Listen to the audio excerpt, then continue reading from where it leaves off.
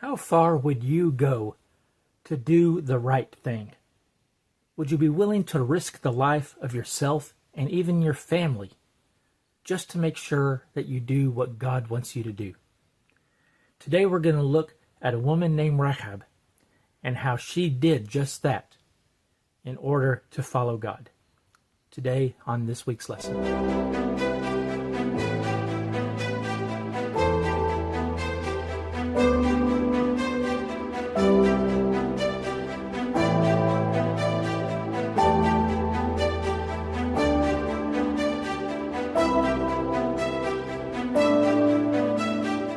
Hello, welcome to this week's lesson. I am Brian Vermeer, and we're continuing our series in the book of Joshua. Today we're going to be in Joshua chapter 2, and we're going to start looking at the recon of the city of Jericho.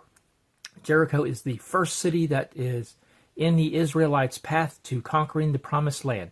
They have not yet crossed the Jordan River. They're still on the east bank of the Jordan River, but they know as soon as they cross, Jericho is this first obstacle that they've got to overcome. It's a walled city. Jericho today is considered by archaeologists to be the oldest city in the world still in existence. But it has this huge wall around it. And in order to attack the city, the Israelites have got to figure out how they're going to get past this wall. Many ancient cities back then would have walls around them for that purpose, just to keep enemies out. Well, of course, before Joshua tries to attack the city, he's going to do something that most military commanders would do. He's going to send out a reconnaissance patrol. He's going to send 2 men to the city, try to sneak into the city, kind of get the feel of it, look at the layout of the city, see where, for example, the palace is, what they would have to do to get to the king of Jericho, look at the walls themselves, see if they can find any weak points, and just kind of get the feel of the people. What do the people inside the city think about the Israelites that are encamped on the other side? Well, these 2 men decide to go to the house of a woman named Rahab, or Rahab as many people pronounce it today. She was a prostitute. Now, why would they go to the house of a prostitute? Well, believe it or not, prostitutes at that time probably had more information about the leaders of a city than many of the other people. And the reason for this is simply because many of the leaders of the city were probably her clients. And while they would be with her, they would be more relaxed and more open to telling secrets, feeling that, they could tell this woman because, she's not going to tell anyone. Because she doesn't want to reveal, that they've been with her. So they feel that this prostitute would probably have a lot of information that they need to know. That's at least my opinion as to why they went to her house. While they're there, the king of Jericho gets the message that a couple of spies have entered his city. So he sends his soldiers around the city to try to catch them, to try to find where they are, capture them. He has the city gates closed so that they can't get out. And he wants to catch them to find out what they know and what the Israelites are going to do. So the soldiers come to Rahab's house. And they start questioning her about these spies. Did these spies come to see you? And if so, what did you tell them? So let's take a look now at Joshua chapter 2, verses 4 to 7, to see how she replies to these Jericho soldiers. It says, "But the woman had taken the 2 men and hidden them. So she said, 'Yes, the men did come to me, but I didn't know where they were from. At nightfall, when the city gate was about to close, the men went out, and I don't know where they were going. Chase after them quickly, and you can catch up with them.' But she had taken them up to the roof and hidden them among the stalks of flax that she had arranged on the roof. The men pursued them along the road to the fords of the Jordan, and as soon as they left to pursue them, the city gate was shut." So Rahab had taken these two spies up to the roof of her house when she heard that the soldiers were coming, and she hid them underneath some stalks of flax. Flax was a plant that they grew that they would weave into linen, and they would, after cutting it, they would place it on their roof to dry out. So the men are hiding underneath this flax. The soldiers come to the house and they ask her, did the men come here? And what all did you tell them? And she says, well, yeah, they did come here, but I didn't know they were Israelites. I didn't know where they were from. I'm just a businesswoman. She would have had no reason to ask where they were from. They probably wouldn't have told her where they were from if they were just, coming there for business. So she says they came. I didn't tell them anything. They left. They snuck out of the city gate before the gate closed for the night. And they're probably on their way back to their camp. If they're Israelites, they're probably, heading due east, back toward their camp on the other side of the Jordan River. So start running toward the fords of the Jordan River. A ford is a shallow place in a river where you can cross on foot or on horseback without a bridge.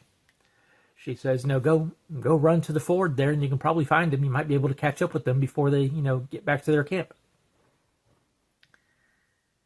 So the soldiers leave, and they go running east toward the Israelite camp, trying to catch these two spies. But the spies are actually up on the roof.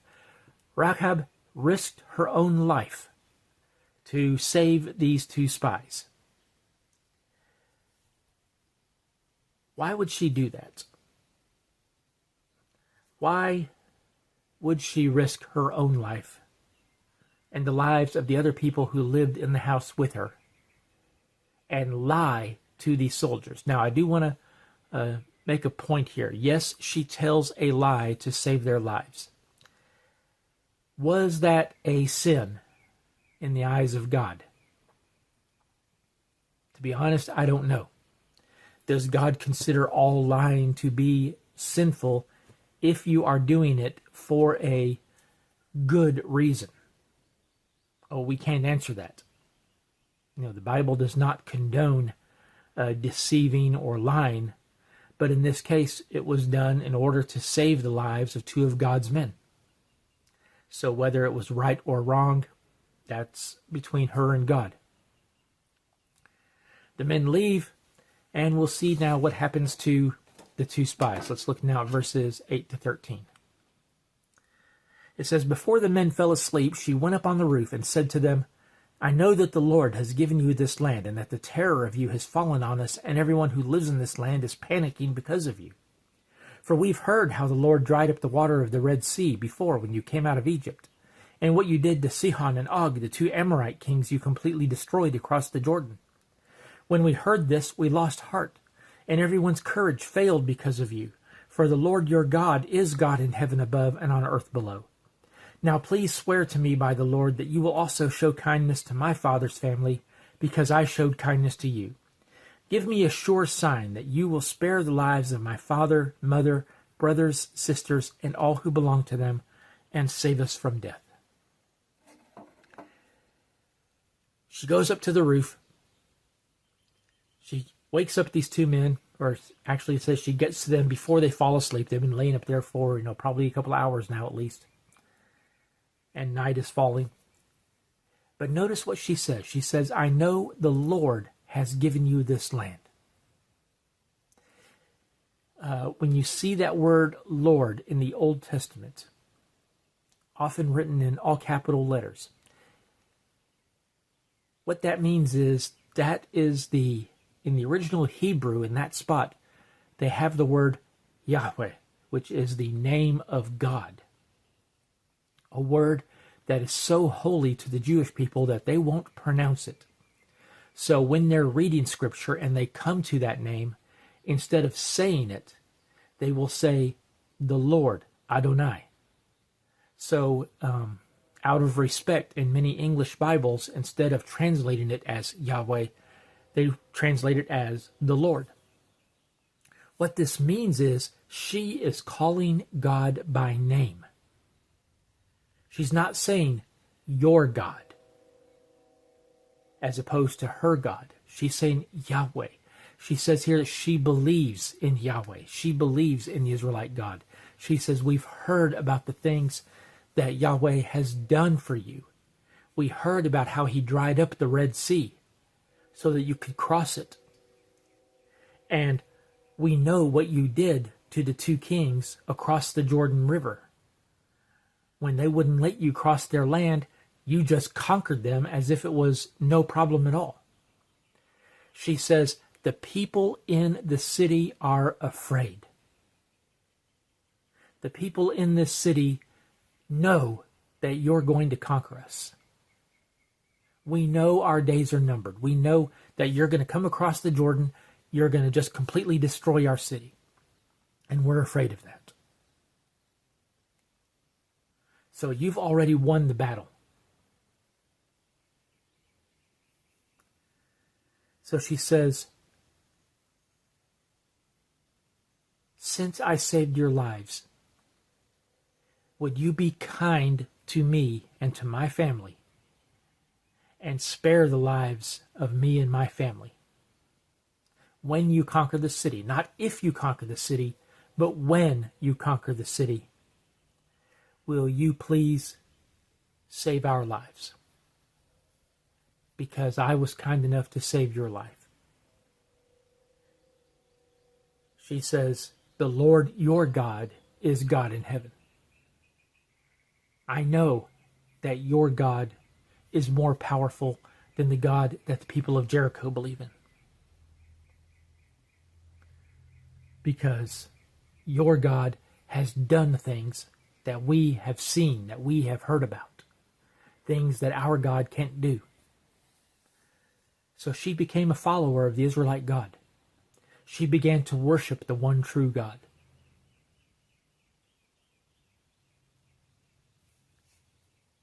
So at the risk of her own life, she saves the lives of these two men. And now in return, she's simply asking that they save her life. Well, what are they going to do? They're trapped inside the city now. The gates are closed. They can't get out.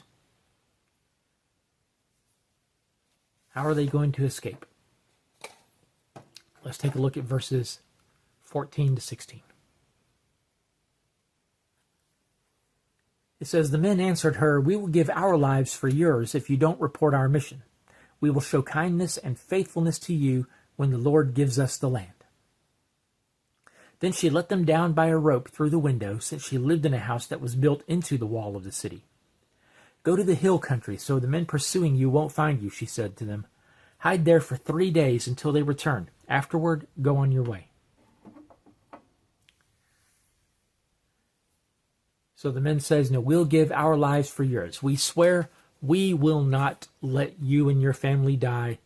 If they do, if anyone kills you or your family, then they can kill us as well. We'll tell them to kill us as well. And if you don't report our mission, if you don't go blabbing to your king about us and what happened to us and what all we did, then we'll save your life. We'll save the life of you and the life of your family.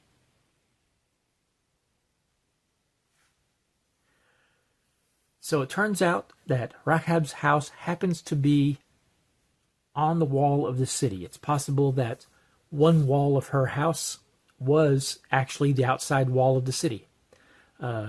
Archaeologists have found cities where that was the case, where there were houses actually built, right up against the wall, right, as part of the wall. Or it could be that, there was an outer wall and an inner wall, and her house may have been attached to the inner wall, so they were able to get out there and then go over the outer wall. However it was, she had a window that opened outside the wall. And she used a rope, lowered it down to the ground through the window. They climbed down the rope. She tells them, don't immediately go back to your camp, because that's the way I sent the soldiers. I sent them that way to try to find you. So you need to go the other way. You need to go west into the hill country. and just hide there for about 3 days.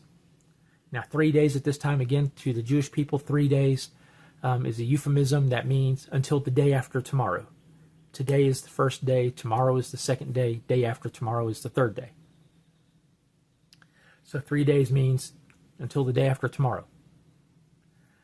By that time, the soldiers chasing you will have given up, they'll have come back, and then you can sneak around and get back to your camp by kind of a roundabout, way there.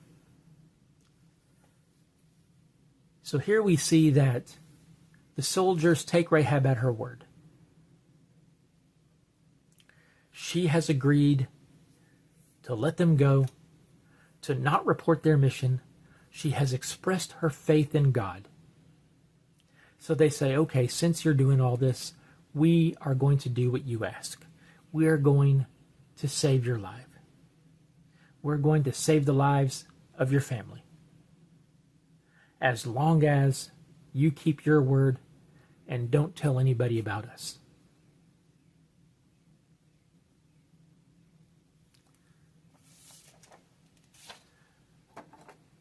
So what happens? Let's look at verses 17 to 21. It says, the men said to her, we'll be free from this oath you made us swear, unless, when we enter the land, you tie this scarlet cord to the window through which you let us down. Bring your father, mother, brothers, and all your father's family into your house. If anyone goes out the doors of your house, his death will be his own fault, and we will be innocent. But if anyone with you in the house should be harmed, his death will be our fault. And if you report our mission, we are free from the oath you made us swear. Let it be as you say, she replied, and she sent them away. After they had gone, she tied the scarlet cord to the window. When I read this passage, I can't help but be reminded of the Passover. Think about the Passover back in Egypt. What did Moses tell the people to do? He said, bring everybody into your house. Bring your whole family into your house and eat the Passover meal together. Nobody go outside throughout the night. And take some of the blood of the lamb and put it around the doorway of your house, so that when the angel of death comes, he'll see the blood, and instead of going in and killing the firstborn, he will pass over that house. And look at what they're telling Rahab here. Bring your whole family into your house, everyone that you want to save. Bring them into your house.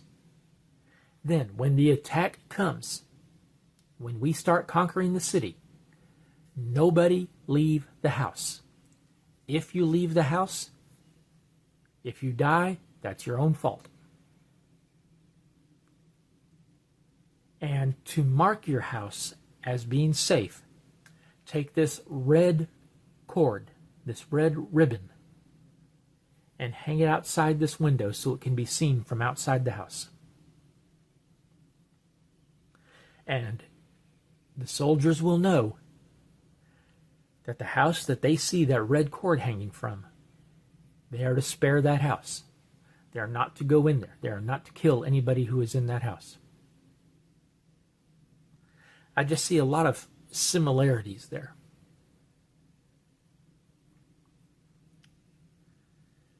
Again, they remind her, we'll be free from this oath unless you do this.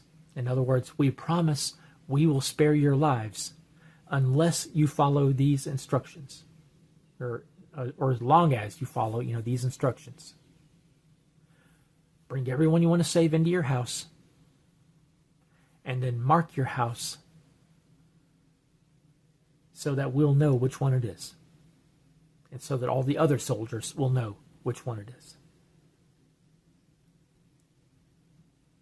Do we try to save everyone in our house? Do we tell everyone in our house about Jesus?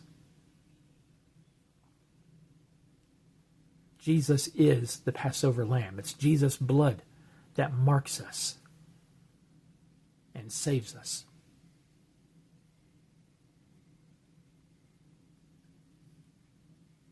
do we bring other people into our house and let them know how they can be saved?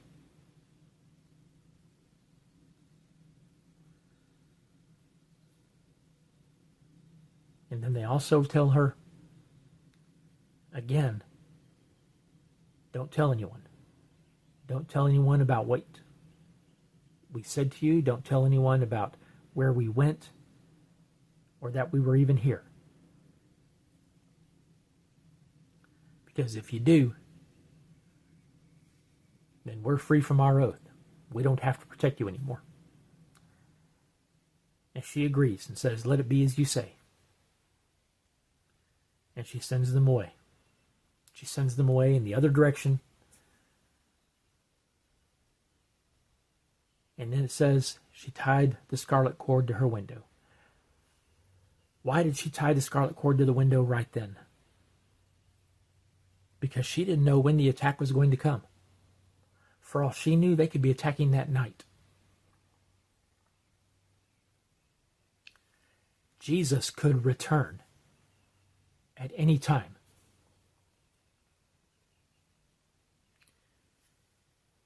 Are you ready to face him at any time? Do you have your scarlet cord hanging out the window already? Or are you waiting until a time when you think it might be better? There are many people who try to put off coming to know Christ. They seem to think, well, I'm just going to live my life now and do what I want now. And then when I'm older, then I'll give my life to Christ. And then, I'll be saved. And then I'll go to heaven. But today I just want to have fun. Today I want to be able to do all the things that I know Christians, shouldn't be doing.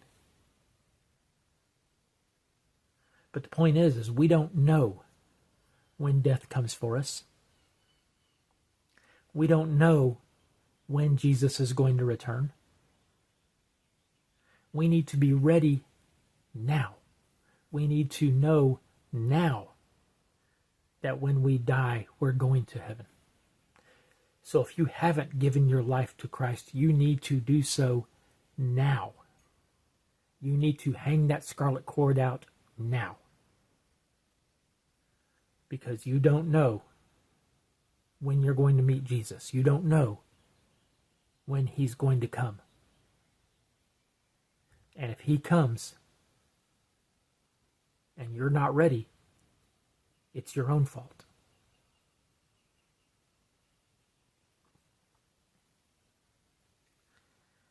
Next week, we're going to look at the actual attack on Jericho.